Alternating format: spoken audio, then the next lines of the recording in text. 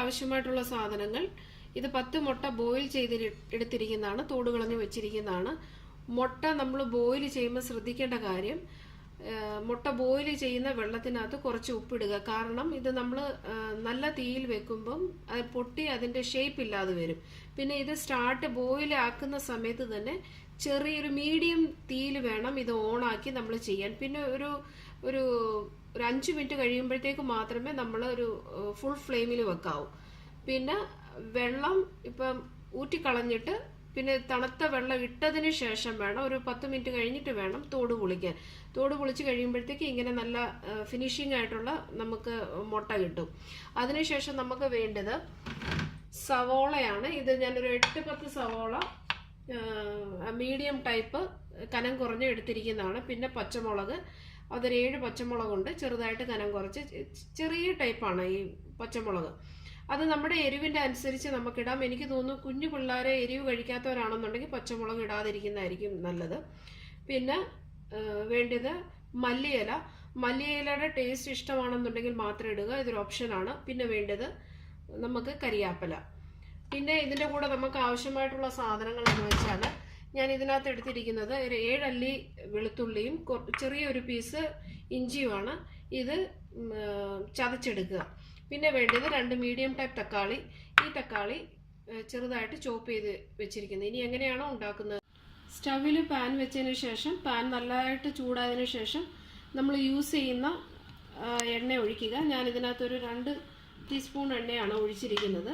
എണ്ണ ചൂടാകാൻ അനുവദിക്കാം. എണ്ണ ചൂടായിട്ടുണ്ട്, നമുക്ക് കടുകിട്ട് പൊട്ടിക്കാം. കടുക് പൊട്ടുന്നുണ്ട്. ഇനി നമുക്ക് ആവശ്യമായിട്ടുള്ള സാധനം എന്ന് വെച്ചാൽ നമ്മൾ എടുത്തു വെച്ചിരിക്കുന്ന പച്ചമുളക് ഇടാം.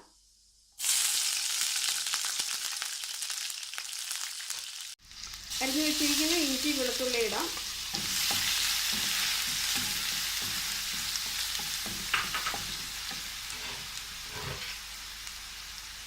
കറിവേപ്പില ഇടാം.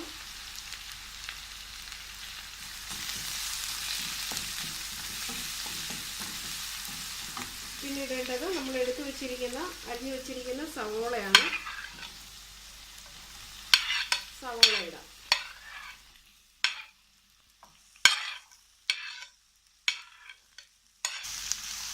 നല്ലപോലെ ഇളക്കി കൊടുക്കുക. സവോള നല്ലപോലെ വഴണ്ട് വരണം, എന്നാലാണ് അതിൻ്റെ ടേസ്റ്റ്. കൂടിയ തീയിൽ വഴറ്റാനും പാടില്ല, കാരണം അതിൻ്റെ ടേസ്റ്റ് വ്യത്യാസമുണ്ട്. മീഡിയം തീയിൽ വേണം ഇത് നല്ലപോലെ വഴറ്റിയെടുക്കാൻ. അന്നേരം നമുക്കിതെല്ലാം ഇട്ടതിന് ശേഷം കുറച്ച് നേരത്തേക്ക് ഒന്ന് അടച്ചു വെക്കാം. നമുക്കിതിൻ്റെ കവറിങ് മാറ്റിയിട്ട് ഇടയ്ക്കൊന്ന് ഇളക്കി കൊടുക്കാം. ഇതൊരു ഇളം ബ്രൗൺ ആകുന്നിടം വരെ നമ്മളിങ്ങനെ ഈ പ്രോസസ്സ് തുടർന്നുകൊണ്ടേ ഇരിക്കണം. നമുക്ക് ഇടയ്ക്ക് ഇത് ഇളക്കി കൊടുക്കാം. ഇത് നമ്മുടെ പരുവായിട്ട് വരുന്നുണ്ട്. സെയിം ടൈമിൽ നമുക്ക് ഇഷ്ടമുള്ള നമ്മുടെ കറിക്ക് ആവശ്യമായിട്ടുള്ള ഉപ്പിടാം. കാരണം ഉപ്പ് കൂടി പോകാനും പാടില്ല, അത് അവരവരുടെ ടേസ്റ്റ് ഇടുക. പിന്നെ ഇടേണ്ടത് മഞ്ഞൾപ്പൊടിയാണ്. ഞാനൊരു 1/4 സ്പൂൺ എടുത്തിട്ടുണ്ട്. ഇതുകൂടി ഇട്ടിട്ട് നമുക്ക് ഇതൊന്ന് ഇളക്കി അടച്ചു കൊടുക്കാം.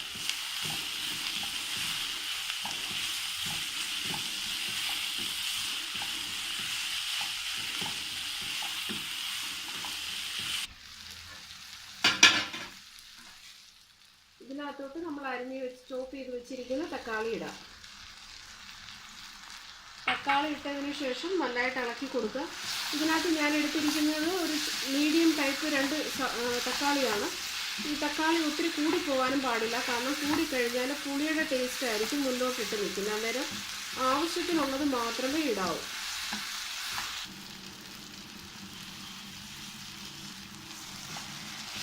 നമ്മുടെ ഈ ഉള്ളിയെല്ലാം നല്ലപോലെ വഴണ്ടിട്ടുണ്ട്. ഉള്ളിയും തക്കാളിയെല്ലാം, തക്കാളിയൊക്കെ നല്ലതായിട്ട് വഴണ്ടു എന്നുണ്ടെങ്കിൽ നമുക്കിതിനകത്തോട്ട് നമ്മൾ ഉദ്ദേശിച്ചിരിക്കുന്ന മസാലകളിടാം. ഈ മുട്ടക്കറിക്ക് ആവശ്യമായിട്ടുള്ളത് ഓൾറെഡി ഇതിനകത്ത് പച്ചമുളക് ഇട്ടിരിക്കുന്നതുകൊണ്ട് ഒത്തിരി മുളക് പൊടിയുടെ ആവശ്യമില്ല. ഇത് ഞാൻ എടുത്തിരിക്കുന്നത് ഒരു 3/4 ടീസ്പൂൺ കാശ്മീരി മുളക് പൊടിയാണ്. പിന്നെ എടുക്കേണ്ടത് മല്ലിപ്പൊടിയാണ്. മല്ലിപ്പൊടി ഇടുന്നത് ഒരു 1.25 ടീസ്പൂണ് മല്ലിപ്പൊടി. പിന്നെ എടുക്കുന്നത് ഗരം മസാല പൊടി. ഗരം മസാല ഒരു 1/4 ടീസ്പൂൺ മതി. ഇതെല്ലാം ഇട്ട് നല്ലപോലെ ഇളക്കുക. ചെറിയ തീയിൽ വേണം ഇത് നമ്മൾ ഇളക്കിയെടുക്കാൻ. അല്ലാന്നുണ്ടെങ്കിൽ മസാലകളെല്ലാം കരിഞ്ഞു പോകും. മസാലകൾ കരിഞ്ഞു കഴിഞ്ഞാൽ അതിൻ്റെ ടേസ്റ്റ് മാറും. അതിനാണ് നമ്മൾ മസാലകൾ ഇട്ടതിന് ശേഷം ഒരു മീഡിയം തീയിൽ അല്ലെങ്കിൽ ചെറിയ തീയിൽ നമ്മൾ ഇത് മൂപ്പിച്ചെടുക്കണം. ഇതിൻ്റെ മസാലയുടെ ഒരു മണം മാറുന്നിടം വരെ നമുക്കിത് ഇളക്കിക്കൊണ്ടിരിക്കാം.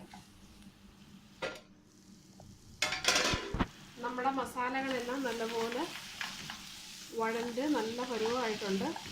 നല്ല മണം വരുന്നുണ്ട്. ഇതിനകത്ത് ഇനി നമുക്ക് കുറച്ച് വെള്ളം ഒഴിക്കണം. ഞാൻ ഇതിനകത്ത് എടുത്തിരിക്കുന്നത് 1 കപ്പ് വെള്ളമാണ്.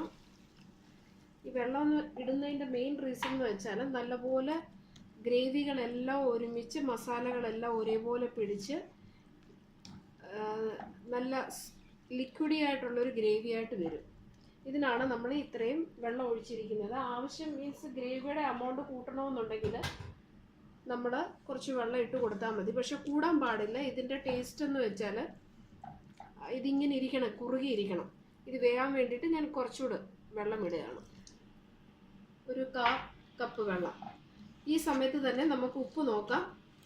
ഉപ്പ് നമ്മുടെ ടേസ്റ്റിനനുസരിച്ചില്ല എന്നുണ്ടെങ്കിൽ നമുക്ക് വേണമെന്നുണ്ടെങ്കിൽ ഇതിനകത്ത് മിക്സ് ചെയ്യാം. ഉപ്പൊന്ന് നോക്കട്ടെ. ഉപ്പെല്ലാം പാകമാണ്. ഇനി നമുക്ക് ഇതിനകത്തോട്ട് മുട്ട ഇടാം.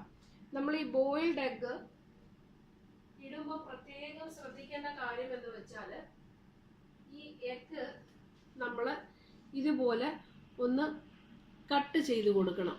കട്ട് ചെയ്ത് കൊടുക്കുമ്പോഴത്തേക്ക് ഇതിനകത്ത് ഈ മസാലയെല്ലാം ഒരുമിച്ച് ഇറങ്ങും.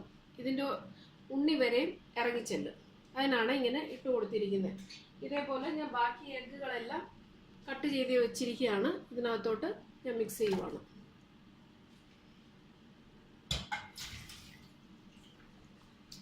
ഇതെല്ലാം ശരിക്കൊന്ന് പൊത്തി ഇങ്ങനെ വെക്കണം. വെച്ച് കഴിഞ്ഞ് ഒരു 5 മിനിറ്റത്തേക്ക് നമുക്ക് ഇതെല്ലാം കൂടെ ഒന്ന് ഈ മുട്ടയ്ക്കകത്തോട്ട് ഈ ഗ്രേവിയുടെയൊക്കെ ടേസ്റ്റ് ഇറങ്ങാനായിട്ട് നമുക്കൊന്ന് ഒരു 5 മിനിറ്റ് കൊടുക്കാം.